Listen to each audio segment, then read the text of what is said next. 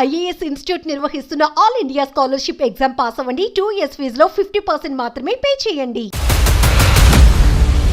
కొన్ని సినిమాల్లో విలన్ గా, మరికొన్ని చిత్రాల్లో కమెడియన్ గా, ఇంకొన్ని సినిమాల్లో కీలక రోల్లో నటించి తన నటనతో తెలుగు ప్రేక్షకుల్లో మంచి గుర్తింపు సంపాదించుకున్న నటుడు సుబ్బరాజు. ఇక ఈయన తన 47 ఏళ్ల వయసులో వివాహ బంధంలోకి అడుగుపెట్టాడు. ఈ నేపథ్యంలోనే తన భార్యతో దిగిన పిక్ ను సోషల్ మీడియాలో షేర్ చేస్తూ ఫైనల్ గా పెళ్లి చేసుకుంటున్నట్లు తెలిపాడు.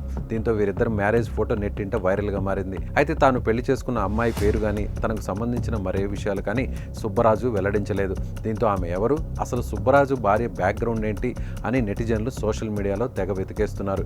ఈ క్రమంలో ఆమె గురించి కొన్ని ఇంట్రెస్టింగ్ విషయాలు బయటపడ్డాయి.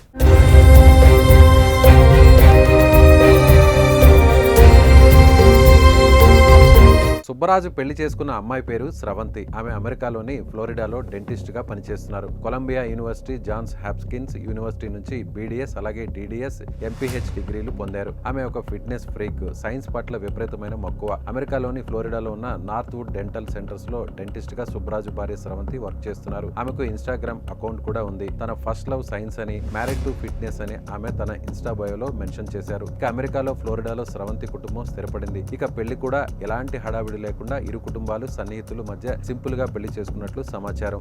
అయితే పెళ్లి అమెరికాలో చేసుకున్న హైదరాబాద్ లో రిసెప్షన్ ఏర్పాటు చేసేందుకు సుబ్బరాజు ప్లాన్ చేస్తున్నట్లు సమాచారం.